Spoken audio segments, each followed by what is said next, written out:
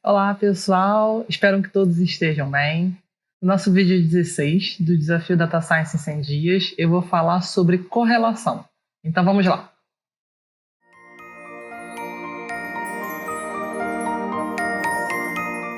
Como sempre eu peço, não esqueça de deixar aqui embaixo o seu like e também não esqueça de se inscrever no nosso canal para entender que esse conteúdo está sendo bom para você. Bom, no vídeo 15 eu falei sobre as medidas de dispersão e de variabilidade, que são medidas muito importantes para que você calcule adequadamente uma variância, um desvio padrão, uma amplitude ou um coeficiente de variação.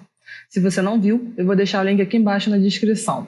Já no vídeo de hoje, nós vamos falar de outro conceito importantíssimo de estatística, a correlação. Nos vídeos anteriores, quando eu falei de estatística descritiva, nós calculamos algumas medidas que diziam respeito somente a uma variável. Então, nós calculamos a média, o desvio padrão, a variância, somente para a variável idade. Quando nós falamos de correlação, nós queremos descobrir a relação entre duas variáveis. E o que a gente busca descobrir com isso? Se existe algum tipo de conexão entre essas duas variáveis e, caso exista essa conexão, o nosso objetivo é descobrir se essa relação é forte ou fraca e como essa variável se comporta em relação à outra.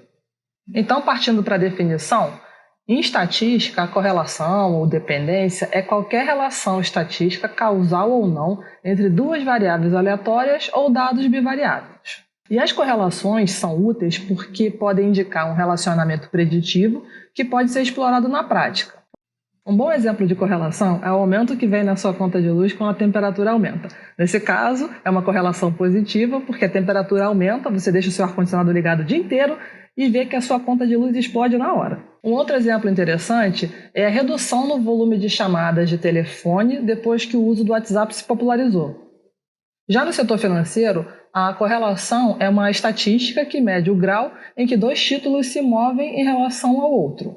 E nesse caso, as correlações são bastante utilizadas no gerenciamento avançado de portfólio. Matematicamente, a correlação ela é expressa por um coeficiente de correlação que varia entre -1 e 1. -1 quando dois eventos nunca ocorrem juntos, ou seja, um evento ocorre e o outro ocorre na direção contrária. A correlação também pode ter valor 0, ou seja, não tem relação nenhuma entre as duas variáveis. E também pode ter o valor igual a 1, ou seja, dois eventos sempre ocorrem juntos. Então, voltando ao exemplo do mercado financeiro, quando dois ativos se movem na mesma direção, eles são considerados altamente correlacionados. E quando um ativo se move numa direção e o outro ativo se move na direção contrária, significa que esses dois ativos são considerados negativamente correlacionados.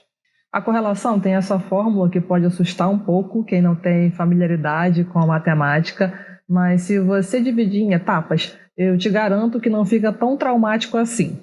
E como é que funciona o cálculo da correlação? Bom, suponhamos que você tenha duas ações que são negociadas na bolsa. Então eu tenho a ação A, que tem o preço de 10, 12, 30, 18, 19, 35, 9, 7 e 10. E eu tenho uma ação B que é negociada ao preço de 5, 17, 23, 30, 18, 39, 18, 12 e 19. Então, digamos que eu tenho uma série de preços diários. Como é que eu calculo a correlação entre o preço da ação A e o preço da ação B? Então, a primeira coisa que eu tenho que fazer é calcular a média de A. Já expliquei nos vídeos anteriores como é que calcula a média. Então, eu vou calcular aqui a média da ação A, que dá 16,67. O segundo passo é calcular a média da ação B, que dá 20,11. O terceiro passo é calcular a diferença entre cada ponto de A e a média de A, que eu calculei no passo 1. Então, eu vou calcular 10 menos 16,67, depois eu calculo 12 vezes 16,67, 30 menos 16,67, até o final. No passo 4, eu vou fazer a mesma coisa para a ação B. Então, eu calculo 5 menos 20,11, 17 menos 20,11, até o final.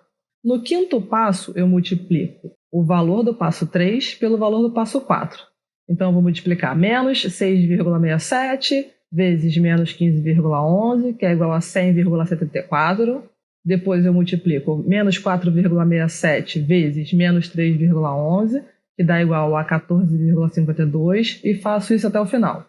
No passo 6, eu somo todos os pontos do passo 5. Então, eu vou somar 100,74 mais 14,52, mais 38,52, até o final. E eu tenho como resultado o valor de 610,33. Aqui eu já terminei a fase 1, ou seja, eu calculei o numerador do meu coeficiente de correlação. Vamos para a fase 2, que é calcular o denominador.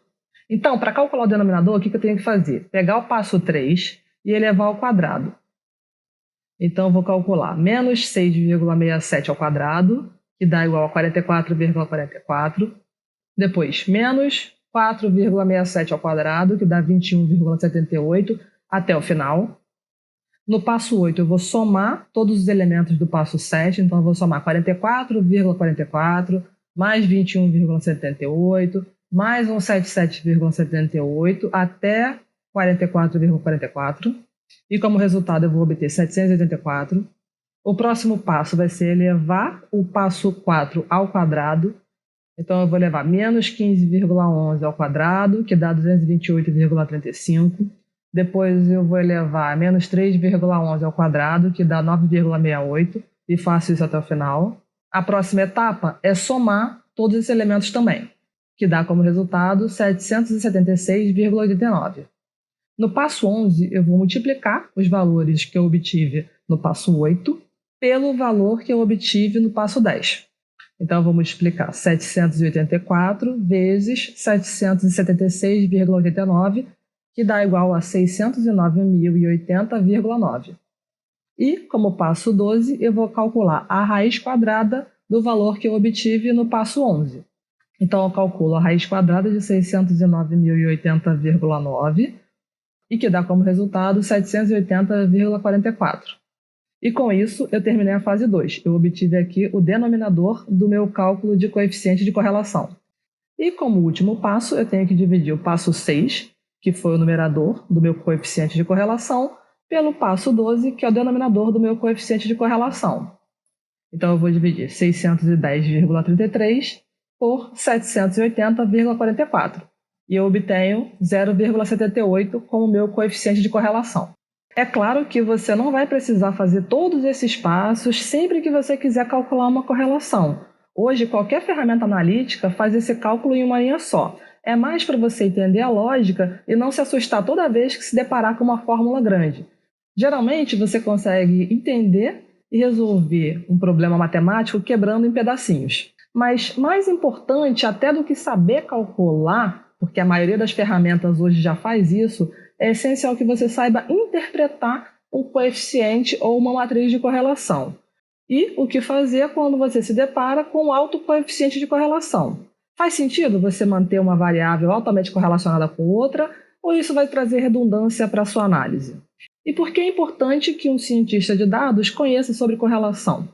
Bom, como eu falei anteriormente, a correlação é um dos conceitos mais importantes que você conheça caso você queira se tornar um cientista de dados. E por que ela é importante? Ela é importante principalmente para você avaliar o grau de dependência ou independência entre as variáveis e para você saber se você deve excluir ou combinar variáveis altamente correlacionadas.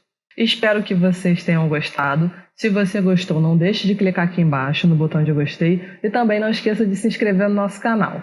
Muito obrigada, até a próxima!